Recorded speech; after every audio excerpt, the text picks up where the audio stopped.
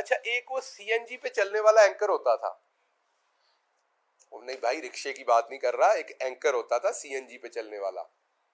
वो हमारा दोस्त जियो टीवी के ऊपर शाहजेब खानजादा साहब, वो रोज बताते थे कि महंगी सीएनजी ले ली, लेट ले ली, 13 तारीख को लेते तो अच्छा होता हो, तोता फाल नहीं निकालता होता, वो वाला तोता था, वो फाल निकालता था, 13 तारीख को लेनी थी, 17 को ले ली, 18 को लेनी थी, अगर डबल शॉपर करवा लेते तो एलएनजी लीक ना होती, ये डबल शॉपर नहीं करवाया था। तो वो जो छोटू हकीम है हमारा, वो गायब है, पता नहीं तो गैस बंद है तो उसको गैस मिल नहीं रही और वो गैस से चलता है इसलिए बंद है, या उनकी शर्म आजकल मेरा ख्याल है कहीं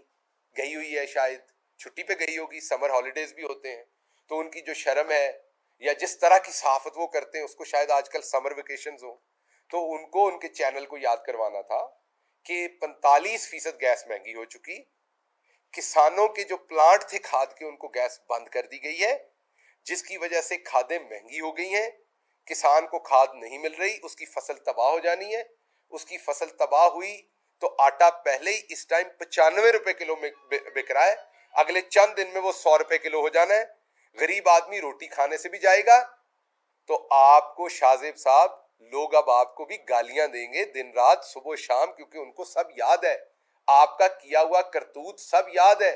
जब आप लफाफा पकड़ के सारे प्रोग्राम एलएनजी पे करते थे, अब उससे हालात खराब है और अब आपको चुप लगी हुई है, आप साइलेंट मोड पे, कहीं बोलते नहीं, नजर नहीं आ रहे आजकल, तो एक आध प्रोग्राम करें और कुछ नहीं तो कम से कम मेरी इस प्रेस कॉन्फ्रेंस पे कोई साड़ फक लें। बाकी आप लोग येलो जर्नलिज्म करते हैं, लोगों की जातियात के ऊपर आपको बहुत प्रोग्राम करने का शौक है, जातियात की इंफॉर्मेशन अब आपके बारे में भी बहुत ज्यादा है हमारे पास, लेकिन तरबियत का फर्क है, वरना तो जातियात ऐसी रंगीन है आप लोगों की कि आप लोगों के बारे में खबरें आए ऊपर से नीचे तक तो आपको लग होश जाए, लेकिन हम वो काम नहीं करेंगे क्योंकि तरबियत फर्क है। तो आपको दोबारा आपको ये मशवरा देता हूं कि कभी आपने अपनी जातियात देखनी है तो आप जरा राब्ता कर लें इस्लामाबाद रावलपिंडी के तमाम रिपोर्टर्स के साथ, उनके पास भरे पड़े उनके फोन, मुझे चंद ने दिखाए हुए, मुझे लगता है शायद बाजी के पास भी आपका मटेरियल है जिस वजह से मजबूर होकर आप इस तरह के प्रोग्राम करते रहे, अब तो मुझे यही लग रहा है। आगे चलते हैं जी। एक यहां रिश्ते तड़वाने वाली बाजी है, रिश्ते करवाने वाली तो आपने सुनी थी, वो उंगली वाली बाजी है, उंगली मार का बाजी आपने देखी है ना, ऐसे से करके, ऐसे उतार के बताता हूं, ऐसे से करके बोलती हैं, जो कभी इधर उंगली जाती है कभी इधर उंगली जाती है, वो जो बच्चों को डराती हैं। अब माएँ तमाम उनका नाम लेके बच्चे सुलाती हैं कि बेटा सो जो, आंटी मरियम आ जानी, मरियम औरंगजेब, तो बच्चे धड़म से सो जाते हैं फौरन। तो इसलिए एक तो मेरी पुरजोर ख्वाहिश है कि ये यूट्यूब के ऊपर उनकी एड ज्यादा डाले जाएं, क्योंकि शाम में लोगों के बच्चे सोते नहीं, यूट्यूब देखते हैं। अब यूट्यूब पे भी उंगली वाली मरियम औरंगजेब नजर आनी चाहिए, वो जो कहती थी रोए पिटे, वो रिश्ते तड़वाने वाली बाजी जो है, वो बताती थी आटा चोर, चीनी चोर, फलाना चोर, एक गर्दान होती थी। बाजी हुण जरा दस, हुण गैस चोर कौन है, बाजी जरा सानू दस, हुण बिजली चोर कौन है, बाजी हुण दस है जिन्हें चोर ने इत्थे को 8 करोड़ रुपया लगवाया है इस्लामाबाद में प्राइम मिनिस्टर हाउस के स्विमिंग पूल पे, वो चोर कौन है। बाजी उन 10 पनाहगाह में लोगों की रोटी छीनने वाला चोर कौन है, लंगर खाने के ऊपर रोटी छीनने वाला चोर कौन है। और बाजी आपसे पूछना ये था कि वो जो आपने 2000 रुपया दिया लोगों को उंगलियां निकाल के और आंखें निकाल के,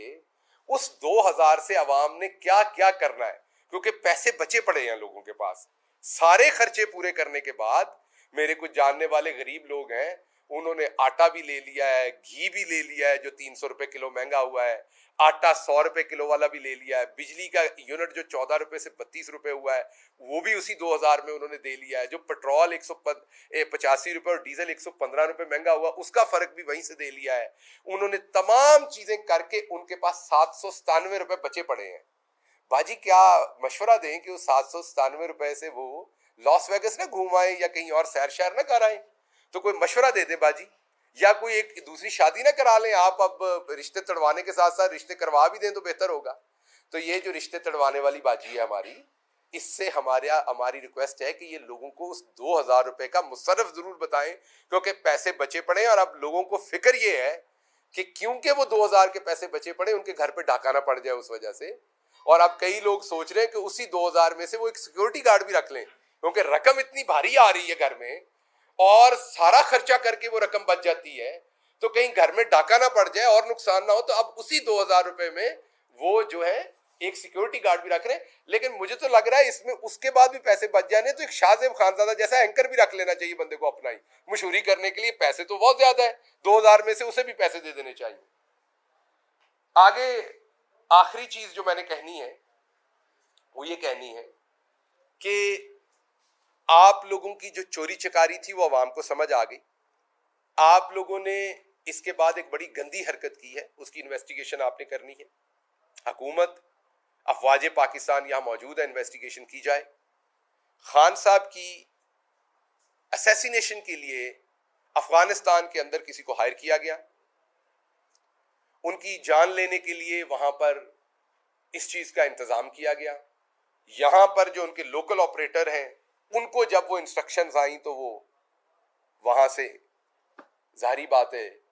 वो इंटरसेक्ट हुई और वहां से हमें पता चला। हमें कैसे पता चला? इस मुल्क के हर इदारे, सहाफत हो, पुलिस हो, कोई भी इदारा हो, हर जगह पर ऐसे लोग बैठे हैं जो महबे वतन हैं, जो अपने लीडर से मोहब्बत करते हैं, जो समझते हैं कि इमरान खान ना सिर्फ पाकिस्तान बल्कि उम्मत मुस्लिमा का सरमाया है। और उसके बाद जो काउंटर टेररिज्म खैबर पख्तूनख्वा का डिपार्टमेंट है, उन्होंने एक अलर्ट जारी किया। तो अब इसकी इन्वेस्टिगेशन एक तो होनी चाहिए, और एक जितनी एक मुजरमा को सिक्योरिटी मिलती है जिसका नाम मरियम सफदर है, जिसका कभी कोई उसने ओहदा नहीं उसके पास सरकारी रहा, उसके बराबर सिक्योरिटी एटलीस्ट जो है वो खान साहब को मिलनी चाहिए। और जो सिक्योरिटी के मेजर्स हुकूमत ने लेने वो जरूर लें, और ये हमने इन्फॉर्म करना है कि हमें इन साजिशों का पता है, इसकी इन्वेस्टिगेशन होनी चाहिए। और दूसरा जो खुरम दस्तगीर का बयान है, अब मैं चाहूंगा कि उसके ऊपर भी एक जुडिशियल कमीशन बने, क्योंकि खुरम दस्तगीर ने डायरेक्टली आर्म्ड फोर्सेस को इन्वॉल्व किया है और उसने डायरेक्टली कहा है कि अक्टूबर में जो फैसला होना है उसके बाद हमारा एहतसाब होना था। तो आर्म्ड फोर्सेस को, DGISPR साहब को इसके ऊपर फौरी एक्शन लेना चाहिए। उनके इस बयान के ऊपर उन्होंने एक तो फौज को ना सिर्फ सियासत में घसीटा है, बल्कि उन्होंने फौज को इस साजिश में घसीटने की कोशिश की है। उन्होंने फौज के ऊपर इल्जाम लगाने की कोशिश की है। वो एक सिटिंग वजीर है, उनसे इस चीज का हिसाब लिया जाए, या कोई फिर जय्यद सहाफी जो है उनके सामने बैठ के इंटरव्यू करे और उनसे पूछे कि इमरान खान तो अभी हुकूमत में थे मार्च अप्रैल में, तो क्या जो 100 जज उन्होंने जाके अक्टूबर में हायर करने थे, नए जज रखने थे, नए जज, क्योंकि जजों की तादाद कमी है, केसेस ज्यादा है, उस वजह से इंसाफ नहीं हो पा रहा तेजी से, तो जो नए जज लेके आने थे ताकि इंसाफ तेजी से हो, वो क्या वो मार्च अप्रैल में क्यों नहीं रख सकते थे? तो क्या कहना चाह रहे हैं खुरम दस्तगीर? इस चीज की मुकम्मल इन्वेस्टिगेशन होनी चाहिए।